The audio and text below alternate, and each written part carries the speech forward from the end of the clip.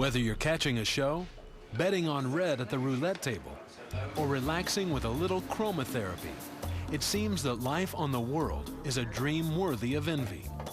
Obviously, this floating village offers just about anything you could possibly desire. This massive vessel, on a permanent circumnavigation of the globe, is truly a city unto itself. We've seen the luxury homes, the opulent shops, and the world-class restaurants. But if you're looking for something a bit more physical, how about a trip up to Deck 12 and the World Golf and Country Club? Considered by many to be the most sophisticated seagoing golf center ever built, this is Hans Henrik's world. I feel very privileged to sit here in the chair and say, yes, I am the golf director of the world. And Hans Henrik has made sure that every resident with a few minutes to kill has a place to practice not only their putting, but their chipping and their driving. But Hans Henrik's true claim to fame? He's created the Earth's first seafaring real grass putting green. Of course, the engineer said, Hans, there's no chance doing this. The weight of this will be 50 tons, and they allowed me to put 2.4 tons.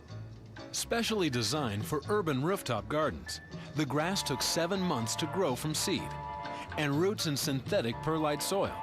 And like any real grass, it needs to be mowed, but very carefully. You don't want to take it too short. You're burning the grass if you cut it too short at this stage. And I mean, all the fertilizer, a lot of light, the sun and the heat, we have to be very careful. It's very sensitive. Some people clearly think Hans Henrik is a little obsessed. We're cutting the green. Slightly unusual. I've never cut a green on a ship before. He couldn't quite believe it when I told him, the greenkeeper. But yeah, different. Hans Henrik's fixations have yielded some very interesting results, not the least of which is the Eco Ball. No one's been allowed to drive golf balls into the ocean since 1991, when the practice was banned because it endangered sea life.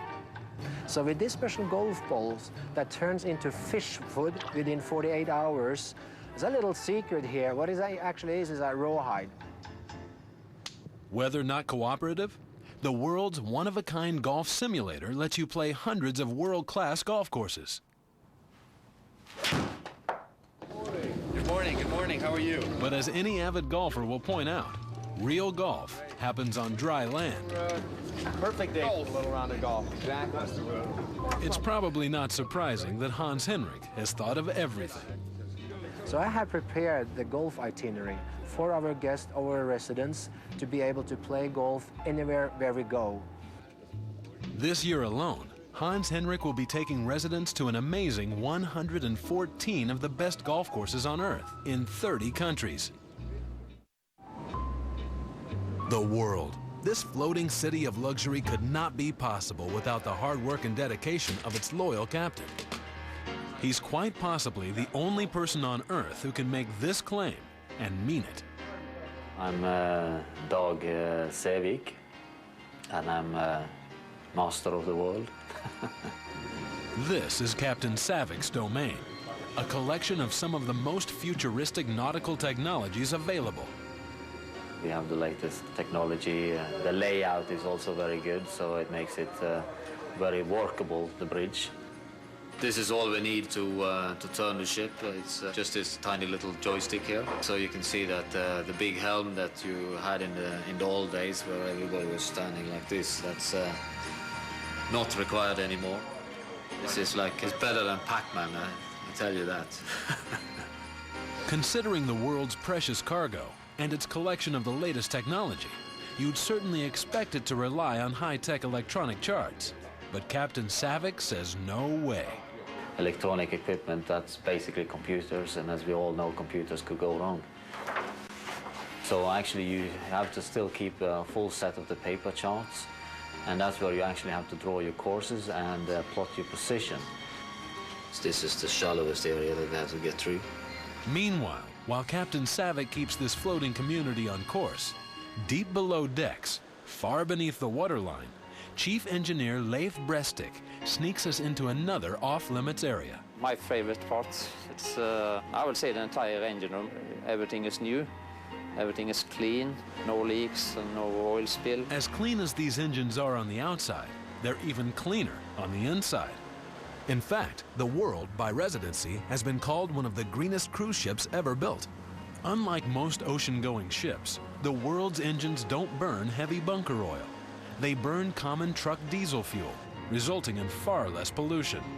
But even more surprising is the ship's wastewater cleaning system. Every bit of waste comes right down here. And when they're done, all that's left of an entire week's sewage is this bag of ash and pure, clean water. This is actually sewage,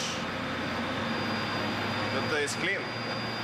Whatever is being rejected at sea is really of the quality of drinkable water. Appetizing as it looks, we couldn't find anyone willing to drink it. From engine and waste treatment, it's only a few flights up to the crew deck, another off-limits area of this lively, floating village. Passengers never get to see the crew quarters. That's the back of the house that will not be shown to anybody. Although the World's crew of 300 outnumbers the vessel's residents, you wouldn't know it by looking around. Sneak down to deck 4, and you'll see why. The crew calls this Boogie Street, and it's Main Street of this bustling ResidenSea suburb. There's a private crew dining room. So we serve breakfast, lunch, and dinner here for all the crew. It's like 300 crew every day, so it's a high tempo all the time. There's a top-of-the-line gym, a 24-hour internet cafe. This is where I live on board the World. This is my cabin. And truly all the comforts of home.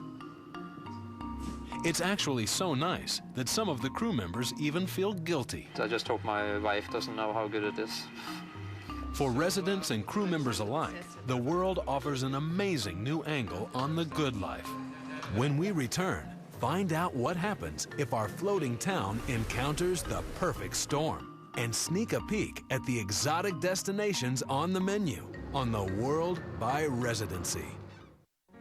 As you might suspect, the good life isn't available to just anyone, but visitors of the World's residence are welcome anytime to get a sneak peek. This ship is one of the largest floating concentrations of wealth ever, and the easiest way to keep it secure is to keep visitors off. And like all residents, every visitor allowed on board is issued a special ID card. It's not like a lot of ships where you can just casually walk on board and have a look around. So our ship is certainly not open to visitors, unfortunately. The best type of security is covert security, and it's very difficult for me to explain and go into any detail without giving away too much information. But the security is there 24 hours a day, 7 days a week. The staff of the World is always concerned about security, but what's their biggest worry? Fire. It may seem strange, considering the abundance of water, but any experienced sailor will tell you, fire is the scourge of the sea. No open flames are allowed anywhere on the ship, and all kitchens use induction heat. Fire safety masks stand ready in every niche. And because this is the first ship ever built with over 100 private kitchens, ResidenSea had to employ some radical new safety features. The kitchens are built inside what's called an A60 steel box for reasons of fire. And one of the most amazing features is this incredible self-deploying fire door system. We have fire doors. Those close on a signal from the bridge, and they work very well because we had a resident last week who found even his burning toast closed the fire doors, and the bridge immediately called, and as soon as he opened the door, our fire engineer was standing there to make sure everything was okay. To keep the inhabitants vigilant, every resident, guest, and crew member has to go through monthly safety drills. Just check your jackets that in the middle we have a light, and the light is operated by the battery pack on the right-hand side of your jacket. Normally it will be 7 short and 1 long blast, and that means you come here, and then the abandoned ship signal is just 1 long. All right.